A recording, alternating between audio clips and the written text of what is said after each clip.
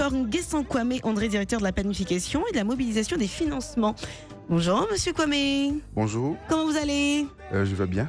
C'est un plaisir. C'est la toute première fois qu'on reçoit un agent de l'ONAD. Ouais. Non, je crois que c'est de coutume chaque année, à la projection des pluies, nous passons pour une émission. Évidemment. Alors l'ONAD, vous nous en parlez un petit peu? Qu'est-ce que c'est exactement? Il faut préciser que l'ONAD est une société d'État qui a été créée en 2011 et opérationnelle en avril 2014. Et donc a pour mission d'assurer l'accès aux installations d'assainissement et de drainage de manière durable à des coûts compétitifs à l'ensemble de la population. D'accord. Donc nous travaillons sur deux matières essentielles, les eaux usées et les eaux pluviales. Et donc je pense que l'objet donc de cette émission concerne donc la deuxième partie donc de notre matière sur les eaux pluviales.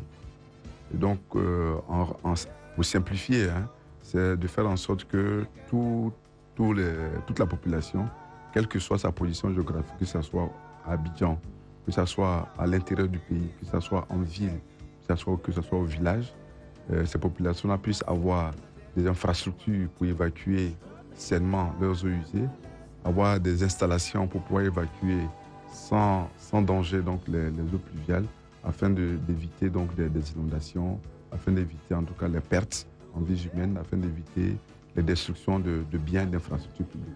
Donc voilà un peu en résumé ce que c'est que l'ONAD. Justement, quelles sont les précautions qui ont été prises cette année pour ne pas qu'il y ait mort d'homme, pour ne pas qu'il y ait inondation?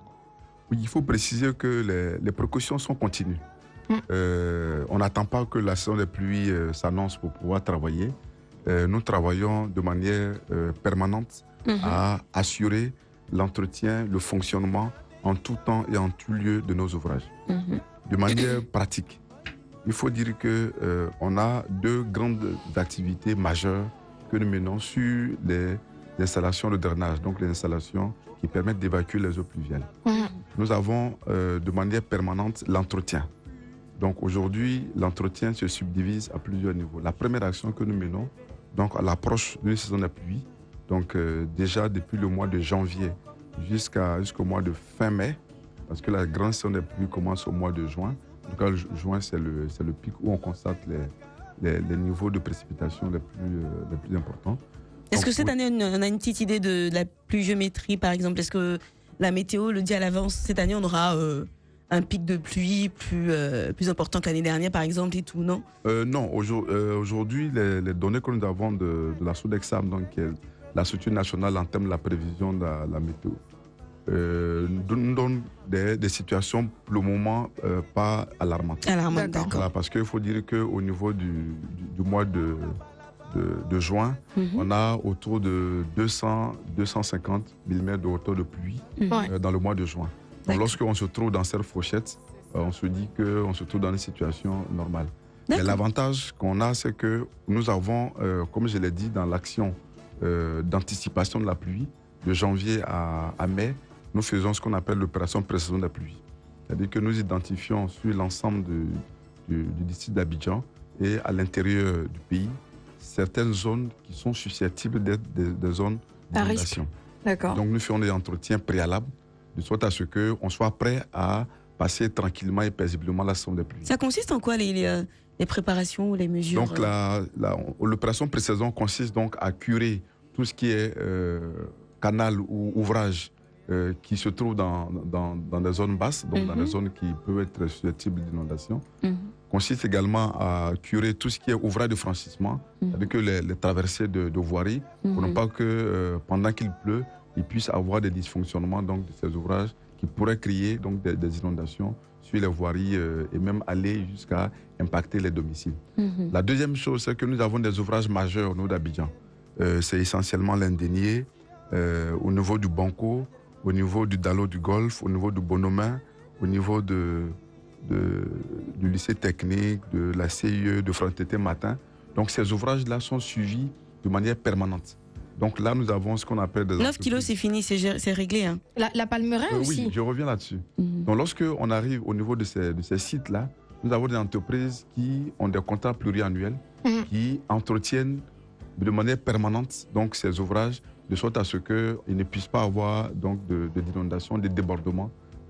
Parce que si vous regardez bien au niveau du carrefour de l'Indénié, ça constitue un pivot au niveau de la circulation routière. Donc lorsque on n'arrive plus à pratiquer donc, ce carrefour, ça crée infernal, des désagréments inimaginables dans la ville d'Abidjan. Donc ce sont des sites majeurs comme ça que nous entretenons de manière permanente. Et aujourd'hui, on peut dire que nous avons une maîtrise donc, de fonctionnement de ces points majeurs parce que depuis 2014, nous nous attelons en tout cas à mener cette opération. La deuxième activité majeure que nous menons, c'est qu'on a des endroits où il n'y a pas d'ouvrage. Vous avez parlé de la rue Ministre, de 9 kilos, de 9 tombes de sites. Dans les endroits où il n'y a pas d'ouvrage. Donc, qu'est-ce que nous faisons à ces endroits? Nous avons donc répertorié l'ensemble de ces sites qui constituent également des sites d'inondation. Quand vous dites qu'il n'y a pas d'ouvrage, ça veut dire quoi? Ça veut dire qu'on n'a pas encore construit les caniveaux, on n'a pas encore construit les canaux qui doivent évacuer les ça devait être fait avant? Non, normalement, non? Oui, ça devait être fait avant, mais c'est des questions d'investissement et de budget. Il faut dire que l'assainissement, il y a eu aujourd'hui, on a au niveau d'Abidjan plus de 2900 km de réseau, mais ce n'est pas suffisant puisque avec l'extension, avec l'urbanisation, il faut la démographie galopante aussi. Il faut continuer à investir.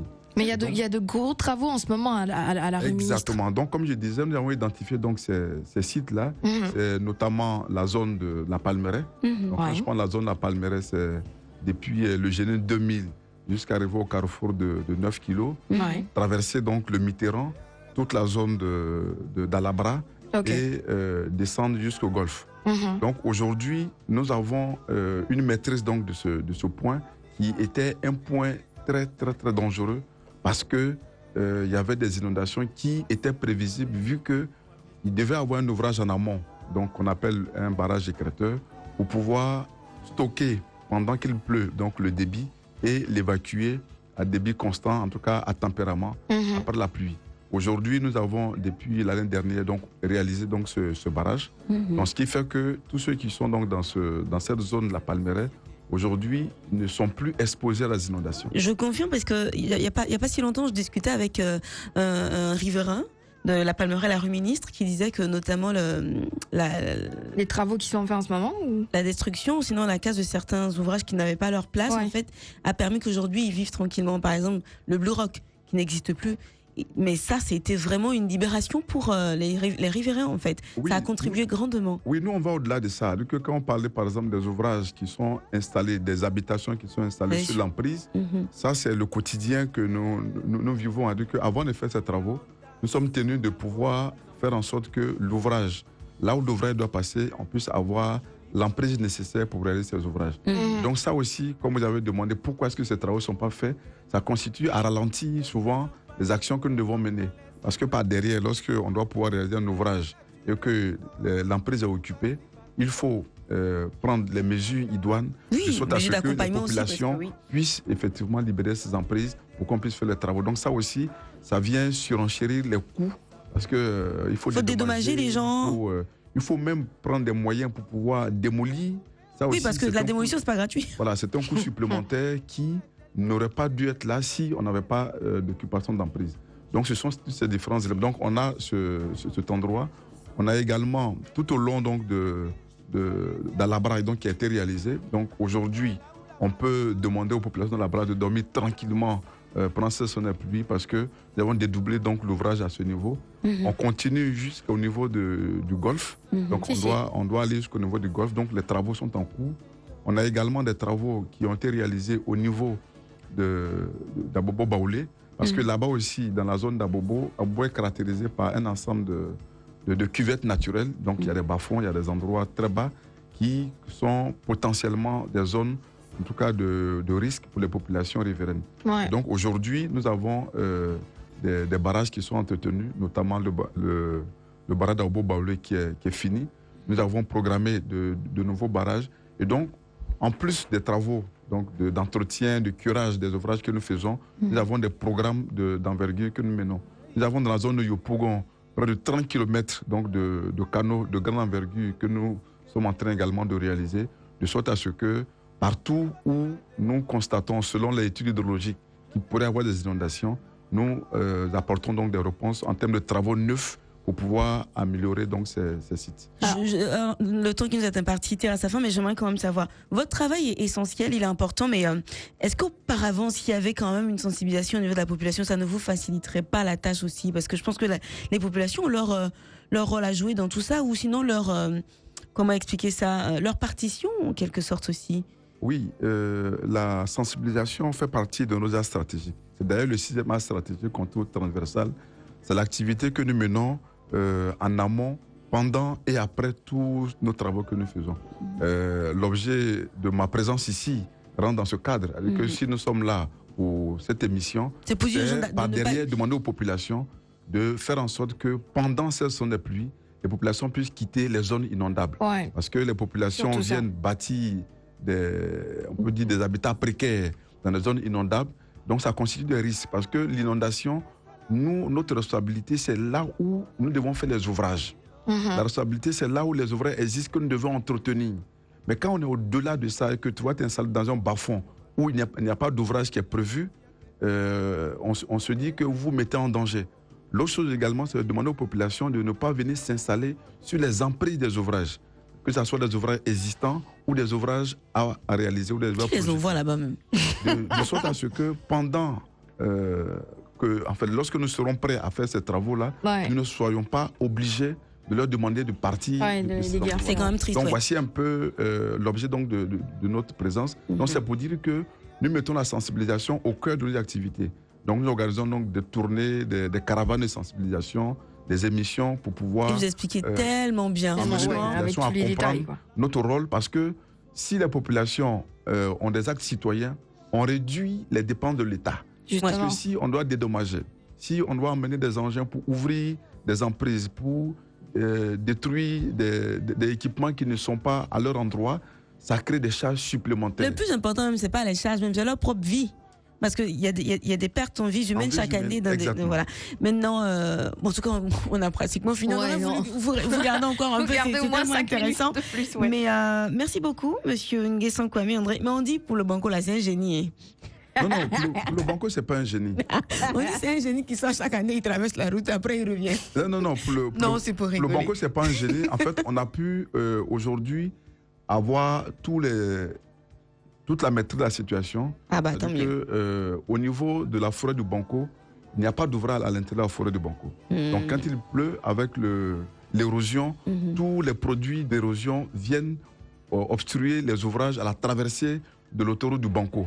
Donc nous sommes tenus de pouvoir faire l'entretien de manière permanente et c'est pour ça que je parlais d'entreprise pluriannuelle qui aujourd'hui permet de maîtriser la situation. Donc aujourd'hui, en tout cas de mémoire, il n'y a plus on peut dire d'inondation de cette voie. Parce que par le passé, on peut passer une journée, 2 journées sans qu'on ne puisse emprunter cette voie.